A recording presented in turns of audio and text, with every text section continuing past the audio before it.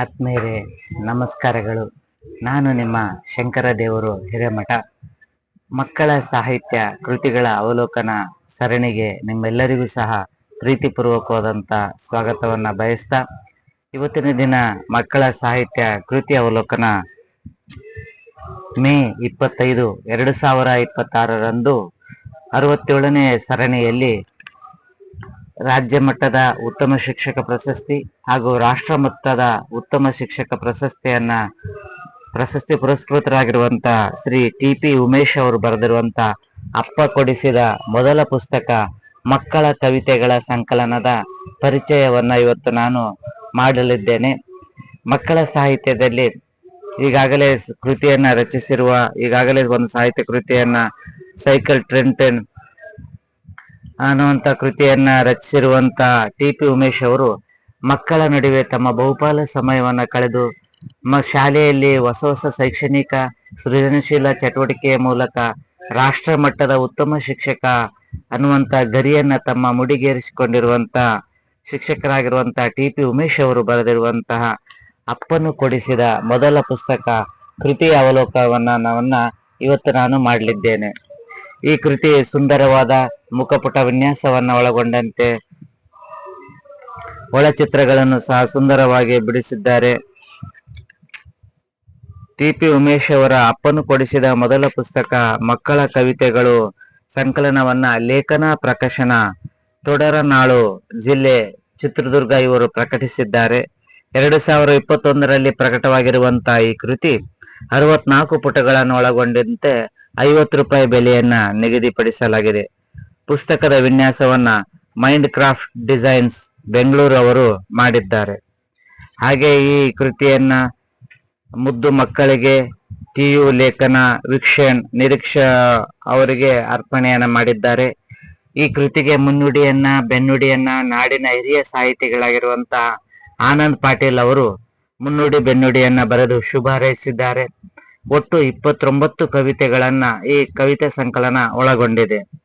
ಹಾಗೆ ಈ ಕವಿತೆ ಸಂಕಲನದಲ್ಲಿ ಸೃಜನಶೀಲ ಮಕ್ಕಳಿಗಾಗಿ, ಉತ್ಸಾಹಿ ಮಕ್ಕಳಿಗಾಗಿ ಹಲವಾರು ವಿಭಿನ್ನ ವಿಷಯಗಳ ಕುರಿತಾಗಿ ಕವಿತೆಯನ್ನ ರಚಿಸಿದ್ದಾರೆ. ಹಾಗೆ ಕಿಂದರ ಜೋಗಿ ಆಗಿರ್ಬೋದು, ಗುಬ್ಬಿ ಮರಿ, ಜನ್ಮದಿನ ಹಾಗೂ ಮತ್ತು ಕರಡಿಯ ಕುರಿತಾದಂತಹ, ಒಂಟೆಯ ಕುರಿತಾದಂತಹ, ಗಾಂಧಿ ತಾತನ ಕುರಿತಾದಂತಹ, ಭಾನುವಾರ ರಜೆ ಇರುವಂತದ್ದು, ಶಾಲೆಯಲ್ಲಿ ನಡೆಯುವಂತಹ ಮಕ್ಕಳ ನಡುವೆ ನಡೆಯುವಂತಹ ಕೆಲವೊಂದು ವಿಷಯಗಳನ್ನ ಇಟ್ಟುಕೊಂಡು ಸಹ ಕವಿತೆಗಳನ್ನ ರಚಿಸಿದ್ದಾರೆ. ಇಲ್ಲಿರುವಂತಹ 29 ಕವಿತೆಗಳು ಸಹ ವಿಭಿನ್ನ ವಿಷಯ ಆಗಿದೆ. ಒಂಟೆ, ಕುದುರೆಯ ಓಟದ ಆಟ, ಗಾಂಧಿ ತಾತ, ಭಾರತ ಪುತ್ರ, ಭಾರತ ರತ್ನ ಅಂಬೇಡ್ಕರ್, ರಾಷ್ಟ್ರ ಸೇವಕ ಸುಭಾಷ್ ಚಂದ್ರ ಬೋಸ್, ಪ್ರಾಣಿ ಪಕ್ಷಿಗಳ ಕಬಡ್ಡಿ ಆಟ, ಮಳೆ ಓಡಿ ಬಂತೆ, ಕಾಡಿನ ಮಂಗಣ್ಣ, ರೈಲು ಬಂತು ರೈಲು, ಅಪ್ಪನು ಕೊಡಿಸಿದ ಮೊದಲ ಪುಸ್ತಕ, ನಾನು ಚಿಟ್ಟೆಯಾದರೆ, ಭಾನುವಾರ, ಶಾಲೆಗೆ ರಜೆ ದಿನ ಅಂತ ಕವಿತೆಗಳು ಸೇರಿದಂತೆ ಹಲವಾರು ಸಾಹಿತ್ಯ ಕವಿತೆಗಳನ್ನ ವಿಭಿನ್ನ ವಿಷಯವನ್ನು ಇಟ್ಕೊಂಡು ಕವಿತೆಗಳನ್ನ ರಚಿಸಿದ್ದಾರೆ. ಭಾನುವಾರ, ಆಮೇಲೆ ವಿಶೇಷವಾಗಿ ಈ ಕವಿತೆ ಸಂಕಲನದಲ್ಲಿ ಕಥನ ಕವಿತೆಗಳು ಸಹ ಇರುವುದು ಒಂದು ವಿಶೇಷ. ಕಥನ ಕವಿತೆಗಳನ್ನ ಬರೆಯುವುದು ಒಂದು ಸೃಜನಶೀಲ ಲೇಖಕನ ಒಂದು ಲಕ್ಷಣ. ಹಾಗಾಗಿ ಕಥನ ಕವನಗಳು ಮಕ್ಕಳಿಗೆ ತುಂಬಾ ಇಷ್ಟ ಆಗುತ್ತೆ. ಯಾಕಂದ್ರೆ ಹಾಡಿನ ಮೂಲಕ ಕಥೆಯನ್ನು ಹೇಳುವಂಥದ್ದು, ಕವಿತೆಗಳ ಮೂಲಕ ಕಥೆಯನ್ನ ಕಟ್ಟುವಂಥದ್ದು ಮಕ್ಕಳಿಗೆ ತುಂಬಾ ಇಷ್ಟವಾಗುತ್ತೆ. ಅಂತ ಪ್ರಯತ್ನವನ್ನು ಸಹ ಟಿ.ಪಿ. ಉಮೇಶ್ ಅವರು ಈ ಸಂಕಲನದಲ್ಲಿ ಮಾಡಿದ್ದಾರೆ. ಭಾನುವಾರ ಶಾಲೆಗೆ ರಜೆಯ ದಿನ ಅನ್ನುವಂತ ಒಂದು ಕವಿತೆಯಲ್ಲಿ, ಭಾನುವಾರ ಶಾಲೆಗೆ ರಜೆಯ ದಿನ, ನಮ್ಮಯ್ಯ ಹೊಲಕ್ಕೆ ಹೋಗುವ ದಿನ, ಅಮ್ಮ ಅಪ್ಪ ಬರುವರು ಜೊತೆಗೆ, ಅಕ್ಕ ತಮ್ಮ ಇರುವರು ಜೊತೆಗೆ, ಹೊತ್ತುಕೊಂಡು ನೆಡವೆ ನೀರು ಬುತ್ತಿ, ಹೋಗಬೇಕು ಊರಿನ ಹೊಳೆಕೆರೆ ಸುತ್ತಿ, ನಮ್ಮಯ್ಯ ಹೊಲವು ಹಸಿರಿನ ಸಿರಿ, ಬೆಳೆಗಳು ತೂಗುವ ಪೈರಿನ ಕಣಿ, ಜೋಳದ ಹೊಲದಲ್ಲಿ ಕಾಳನ್ನು ತಿಂದು, ರಾಗಿಯ ಹೊಲದಲ್ಲಿ ಬೆಳೆಸಿದ ಸವಿದು, ಅಲಸಂದಿ ಹೆಸರು ಕುಸುಬೆ ಸಾಲು, ಹತ್ತಿ ಗಿಡಗಳ ನಡುವೆ ಅವರೇ ಸಾಲು, ತೊಗರಿ ಹೊಲದಲ್ಲಿ ಉದ್ದಿನ ಸಾಲು, ನವಣೆ ಹೊಲದಲ್ಲಿ ಸಜ್ಜೆಯ ಸಾಲು, ಶೇಂಗಾ ಕಡಲೆ ಮೆಕ್ಕೆ ಜೋಳ, ಸುಟ್ಟು ಬೇಯಿಸಿ ತಿನ್ನಲು ಸವಿ, ಅಪ್ಪನ ಶ್ರಮ ಅಧಿಕ ತಿಳಿ, ಪಕ್ಕದ ಕೆರೆಯಲ್ಲಿ ಸ್ನಾನವ ಮಾಡಿ ಜೀರುಂಡೆ ಹಿಡಿದು ಆಡಿಸಿ ನೋಡಿ, ಸೂರ್ಯಕಾಂತಿ ಮೆಲ್ಲುತ್ತ ಅಲ್ಲಿ, ಬೆಲ್ಲದ ಹಣ್ಣು ಆರಿಸಿ ಇಲ್ಲಿ, ಅಡಿಕೆ ತೋಟ ನೀರನ್ನು ಹಾಯಿಸಿ, ಅಡಿಕೆ ತೆಂಗಿನ ಪಾತಿಯ ಮಾಡಿಸಿ, ಎಲೆ ಬಳೆಗಳಿಗೆ ಅಂದರ ಕಟ್ಟಿ, ರಬ್ಬರ್ ಮರಗಳಿಗೆ ಕಂದರ ಕುಟ್ಟಿ, ಭಾನುವಾರ ಶಾಲೆಗೆ ರಜೆ ದಿನ, ನಮ್ಮಯ್ಯ ಹೊಲಕ್ಕೆ ಹೋಗುವ ದಿನ. ಇಲ್ಲಿ ಒಬ್ಬ ಮಗುವಾಗಿ ಮಗುವಿನ ಮುಗ್ಧತೆ ಹಾಗೂ ಮಗುವಿನ ಒಂದು ಉತ್ಸಾಹ ಕಾಣ್ಬೋದು. ನಾವು ವಾರದ ಒಂದು ರವಿವಾರ ರಜೆ ಇರೋದ್ರಿಂದ ಅವತ್ತು ವಿಶೇಷವಾಗಿ ಹೊಲಕ್ಕೆ ಹೋಗಿ ತಮ್ಮ ಹೊಲಕ್ಕೆ ಹೋಗಿ ಹೊಲದಲ್ಲಿ ಮಾಡುವಂತ ಕೆಲಸಗಳು, ಈ ಹೊಲದಲ್ಲಿ ಮಾಡುವಂತ ಕೆಲಸಗಳ ಜೊತೆಗೆ ಹೊಲದಲ್ಲಿ ನಾವೆಲ್ಲ ಯಾವ ಬೆಳೆಗಳನ್ನ ಬೆಳಿತೀವಿ, ಯಾವ್ಯಾವ ಬೆಳೆಗಳನ್ನ ಬೆಳೆದ್ರ ಜೊತೆಗೆ ನಾವು ಯಾವ್ಯಾವ ಕೃಷಿಯಲ್ಲಿ ವಾಣಿಜ್ಯ ಬೆಳೆಗಳು, ಆ ರೀತಿ ಆಹಾರಕ್ಕಾಗಿ ಬೆಳೆಯುವಂತ ಬೆಳೆಗಳ ಕುರಿತಾಗಿ ಮಾಹಿತಿ ನೀಡಿದ್ದಾರೆ. ಆಮೇಲೆ ಯಾರ್ಯಾರು ಕುಟುಂಬದ ಮಾಹಿತಿ, ಯಾರ್ಯಾರು ಅಪ್ಪ ಅಮ್ಮ ಅಣ್ಣ ತಂಗಿ ಇವರೆಲ್ಲರೂ ಸೇರಿ ನಾವು ಹೊಲಕ್ಕೆ ಹೋಗ್ತೀವಿ. ಹೊಲಕ್ಕೆ ಹೋಗ್ಬೇಕಾದ್ರೆ ಬುತ್ತಿ ಕಟ್ಟಿಕೊಂಡು ಹೋಗ್ತೀವಿ, ಕೆರೆ ಕೊಳ್ಳ ಅವನ್ನೆಲ್ಲ ಸುತ್ಕೊಂತ ಹೋಗ್ತೀವಿ. ಆಮೇಲೆ ನಮ್ಮ ಹೊಲದಲ್ಲಿ ರಾಗಿ, ಅಲಸಂದಿ, ಹೆಸರು, ಕುಸುಬಿ, ಹತ್ತಿ, ತೊಗರಿ ಅದ, ನವಣಿ ಅದ, ಆಮೇಲೆ ಶೇಂಗಾ, ಕಡ್ಲೆ, ಮೆಕ್ಕೆಜೋಳ ಇದಾವ.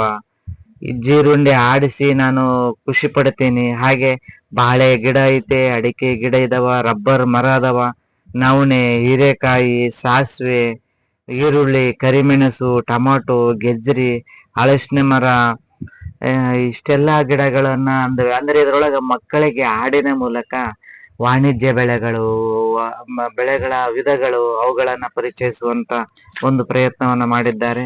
ಹಾಗೆ ಪ್ರತಿಯೊಂದು ಕವಿತೆಗೂ ಸಹ ಸುಂದರವಾದ ರೇಖಾಚಿತ್ರಗಳನ್ನ ಬಿಡಿಸುವ ಮೂಲಕ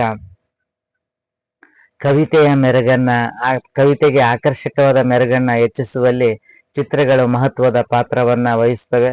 ಹಾಗೆ ಆಕರ್ಷಕವಾದ ಚಿತ್ರಗಳನ್ನ ಒಂದೊಂದು ಕವಿತೆಗೂ ಸಹ ಒಂದು ಆಕರ್ಷಕವಾದ ಚಿತ್ರಗಳನ್ನ ಬಿಡಿಸಿದ್ದಾರೆ.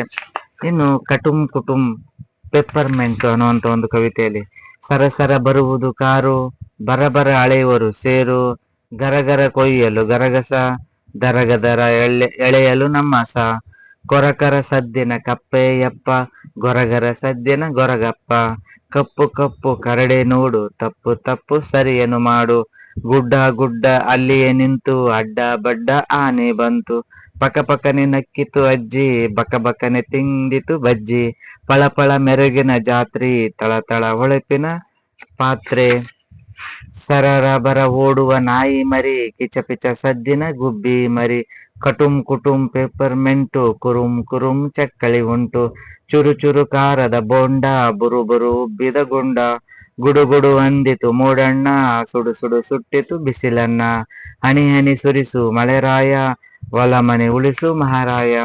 ಇಲ್ಲಿ ನಾವು ಪೆಪ್ಪರ್ಮೆಂಟಿನಲ್ಲಿ ನೋಡಬಹುದು ಸದ್ದುಗಳು ಹಾಗೂ ಅವುಗಳ ಒಂದು ಅನುಕರಣೆಯ ಪ್ರಾಸ ಪದಗಳನ್ನ ಬಳಸಿಕೊಂಡು, ಗರಗರ ಕೊಯ್ಯಕ್ಕ ಗರಗಸನ ಬಳಸ್ತೀವಿ, ದರ ದರ ಎಳಿತೈತೆ ನಮ್ಮ ಹಸು, ಹಾಗೆ ಸರಸರ ಬರುವುದು ಕಾರು, ಬರಬರ ಎಳೆಯಕ ಸೇರು, ಹಾಗೆ ಕೊರಕರ ಅಂತ ಮಾಡೋದು ಕಪ್ಪೆ, ಗೊರಗರ ಮಾಡೋಂಥದ್ದು ಗೊರಗಪ್ಪ, ಕಪ್ಪು ಕಪ್ಪು ಕರಡಿ, ನಾವು ತಪ್ಪು ಮಾಡಬಾರ್ದು, ಯಾವಾಗಲೂ ಸರಿನೇ ಮಾಡಬೇಕು, ಗುಡ್ಡ ಗುಡ್ಡ ಅಲ್ಲೇ ನಿಂತಿರುತ್ತ, ಆದ್ರೆ ಆನೆ ಮಾತ್ರ ಅಡ್ಡಡ್ಡ ಬರುತ್ತಿರ್ತತೆ, ಪಕ್ಕ ಪಕ್ಕ ನಗುವಂಥದ್ದು ಅಜ್ಜಿ, ಗಬ ಗಬ ತಿನ್ನಂಥದ್ದು ಬಜ್ಜಿ, ಪಳಪಳ ಜಾತ್ರೆ, ತಳತಳ ಒಳೆಯುವನ ಪಾತ್ರೆ, ಹಾಗೆ ನಾಯಿ ಮರಿ, ಸರಸರ ಬರೋಂಥದ್ದು ಕಿಚಪಿಚ ಗುಬ್ಬಿ ಮರಿ, ಕಟುಂ ಕುಟುಂ ಪೇಪರ್ಮೆಂಟ್ ತಿಂತೀವಿ, ಕುರುಂ ಕುರುಂ ಚಕ್ಲಿನ ತಿಂತೀವಿ, ಚುರು ಚುರು ಖಾರದ ಬೋಂಡ, ಬುರು ಬುರು ಉಬ್ಬಿದ ಗುಂಡ, ಹಾಗೆ ಗುಡುಗುಡು ಅನ್ನುವಂಥದ್ದು ಮೋಡ, ಸುಡು ಸುಡು ಸುಡುವಂಥದ್ದು ಬಿಸಿಲು. ಈ ತರ ಮಕ್ಕಳಿಗೆ ಪ್ರಾಸ ಪದಗಳನ್ನ, ಪದಗಳ ಜೊತೆಗೆ ಚಟುವಟಿಕೆಗಳನ್ನ ಕುರಿತಾಗಿ ಮೋಡಗಳಾಗಿರ್ಬೋದು, ಜಾತ್ರೆಗಳ ಪರಿಕಲ್ಪನೆ, ಧಾನ್ಯಗಳನ್ನ ಅಳೆಯುವಂತ ಸೇರು, ಅಜ್ಜಿಯ ಚಟುವಟಿಕೆ, ಮಕ್ಕಳು ಮಾಡುವಂತ ಎಲ್ಲ ಗಮನಿಸುವಂತಹ ಪರಿಸರದ ನಡುವೆ ತನ್ನ ಚಟುವಟಿಕೆಗಳ ನಡುವೆ ಗಮನಿಸುವಂತಹ ಕಾರ್ಯಚಟುವಟಿಕೆಗಳನ್ನು ಸಹ ಕವಿತೆಯಲ್ಲಿ ಒಂದು ದಾಖಲಿಸುವಂತ ಪ್ರಯತ್ನ ಮಾಡಿದ್ದಾರೆ. ಇನ್ನು ಬಣ್ಣ ಬಣ್ಣ ಯಾವ ಬಣ್ಣ ಅನ್ನುವಂತ ಒಂದು ಕವಿತೆಯಲ್ಲಿ, ಬಣ್ಣ ಬಣ್ಣ ಎಲೆಗಳ ಬಣ್ಣ ಯಾವುದು, ಬಣ್ಣ ಬಣ್ಣ ಎಲೆಗಳ ಬಣ್ಣ ಹಸಿರು, ಬಣ್ಣ ಬಣ್ಣ ಗಗನದ ಬಣ್ಣ ಯಾವುದು, ಬಣ್ಣ ಬಣ್ಣ ಗಗನದ ಬಣ್ಣ ನೀಲಿ, ಬಣ್ಣ ಬಣ್ಣ ರಕ್ತದ ಬಣ್ಣ ಯಾವುದು, ಬಣ್ಣ ಬಣ್ಣ ರಕ್ತದ ಬಣ್ಣ ಕೆಂಪು, ಬಣ್ಣ ಬಣ್ಣ ಮಲ್ಲಿಗೆ ಬಣ್ಣ ಯಾವುದು, ಬಣ್ಣ ಬಣ್ಣ ಮಲ್ಲಿಗೆ ಬಣ್ಣ ಬಿಳುಪು, ಬಣ್ಣ ಬಣ್ಣ ಕರಡಿಯ ಬಣ್ಣ ಯಾವುದು? ಬಣ್ಣ ಬಣ್ಣ ಕರಡಿಯ ಬಣ್ಣ ಕಪ್ಪು, ಬಣ್ಣ ಬಣ್ಣ ನಿಂಬೆ ಹಣ್ಣಿನ ಬಣ್ಣ ಯಾವುದು? ಬಣ್ಣ ಬಣ್ಣ ನಿಂಬೆ ಹಣ್ಣಿನ ಬಣ್ಣ ಹಳದಿ, ಬಣ್ಣ ಬಣ್ಣ ಕಿತ್ತಳೆ ಹಣ್ಣಿನ ಬಣ್ಣ ಯಾವುದು? ಬಣ್ಣ ಬಣ್ಣ ಕಿತ್ತಳೆ ಹಣ್ಣಿನ ಬಣ್ಣ ಕೇಸರಿ. ಈ ತರ ಬಣ್ಣಗಳ ಪರಿಕಲ್ಪನೆ ಮಕ್ಕಳಿಗೆ ಆಟ ಆಡ್ತಾ ಯಾವ್ಯಾವ ಬಣ್ಣಗಳು ಯಾವ್ಯಾವಿದೆ. ಎಲೆಗಳ ಬಣ್ಣ ಹಸಿರಿರ್ತತೆ, ಆಕಾಶದ ಬಣ್ಣ ನೀಲಿ, ರಕ್ತದ ಬಣ್ಣ ಕೆಂಪು, ಮಲ್ಲಿಗೆ ಹೂವಿನ ಬಣ್ಣ ಬಿಳುಪು, ಕರಡಿಯ ಬಣ್ಣ ಕಪ್ಪು, ನಿಂಬೆಹಣ್ಣಿನ ಬಣ್ಣ ಹಳದಿ, ಕಿತ್ತಳೆ ಹಣ್ಣಿನ ಬಣ್ಣ ಕೇಸರಿ.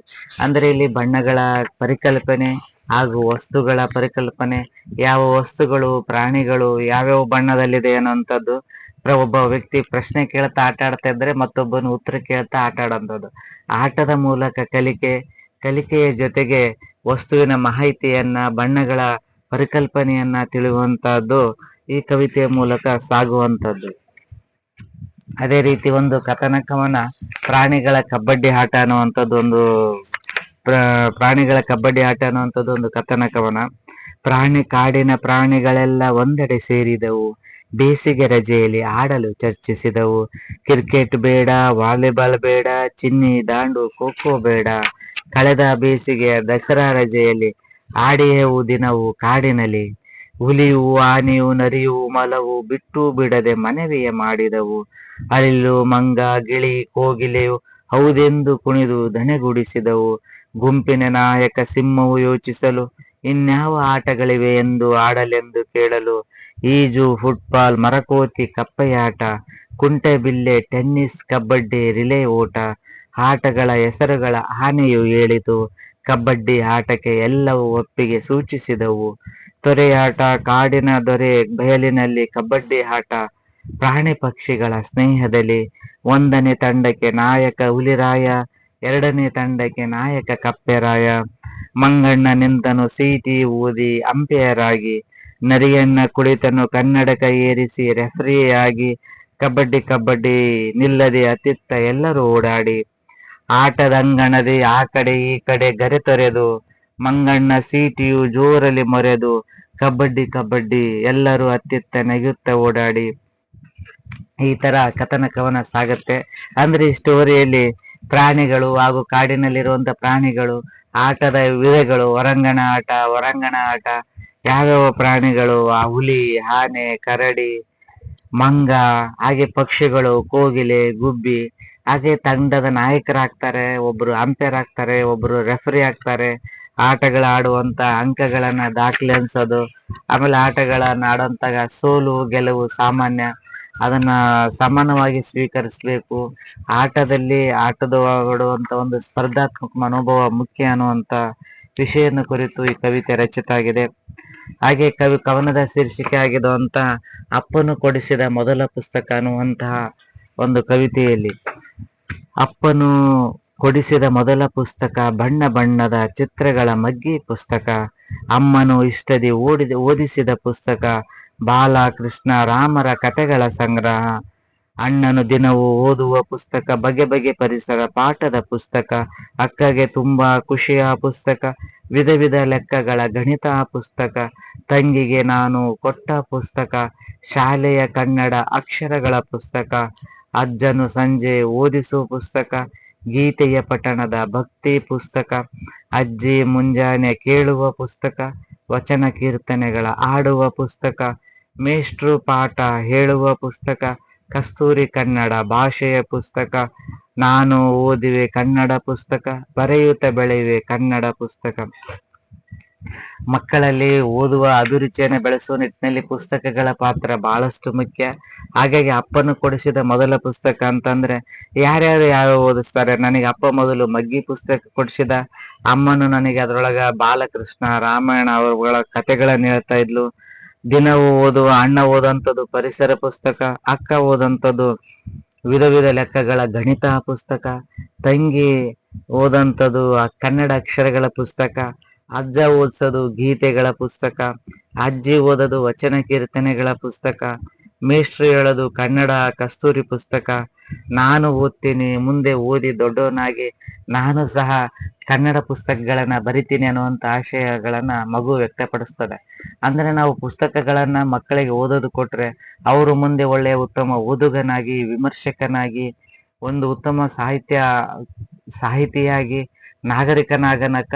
ನಾಗರಿಕನಾಗಕ ಒಂದು ಕಾರಣ ಆಗತ್ತೆ. ಹಾಗಾಗಿ ನಾವು ಮಕ್ಕಳಿಗೆ ಪುಸ್ತಕಗಳನ್ನು ಕೊಡಬೇಕು ಅನ್ನೋಂಥ ಆಶಯದೊಂದಿಗೆ ಆತ್ಮೀಯ ಸಾಹಿತ್ಯ ಪ್ರೇಮಿಗಳು ಸಾಹಿತ್ಯ ಕೃತಿಗಳನ್ನ ಕೊಂಡು ಓದುವ ಮೂಲಕ ಮಕ್ಕಳ ಸಾಹಿತ್ಯವನ್ನ ಅಭಿವೃದ್ಧಿಪಡಿಸ್ಬೇಕಂತ ಹೇಳ್ತಾ, ಇವತ್ತಿನ ದಿನ ಮಕ್ಕಳ ಸಾಹಿತಿಗಳಿಗೆ ವಿಶೇಷವಾಗಿ ವಿದ್ಯಾರ್ಥಿಗಳಿಗೆ ವಿಶೇಷ ಸಂದರ್ಭಗಳಲ್ಲಿ ಮಕ್ಕಳ ಸಾಹಿತ್ಯ ಕೃತಿಗಳನ್ನ ಉಡುಗೊರೆಯಾಗಿ ನೀಡುವ ಮೂಲಕ ಅವರಲ್ಲಿ ಓದುವ ಅಭಿರುಚಿಯನ್ನ ಬೆಳೆಸುವ ನಿಟ್ಟಿನಲ್ಲಿ ಪಾಲಕರು, ಶಿಕ್ಷಕರು ಹಾಗೂ ಎಲ್ಲರ ಪಾತ್ರ ಮಹತ್ವದಿದೆ ಅನ್ನುವಂತ ಆಶಯದೊಂದಿಗೆ ಇವತ್ತಿನ 67ನೇ ಪುಸ್ತಕ ಸರಣಿ ಕಾರ್ಯಕ್ರಮವನ್ನ ಈ ಪುಸ್ತಕದ ಪರಿಚಯದೊಂದಿಗೆ ಮುಕ್ತಾಯಗೊಳಿಸ್ತಿದ್ದೇನೆ.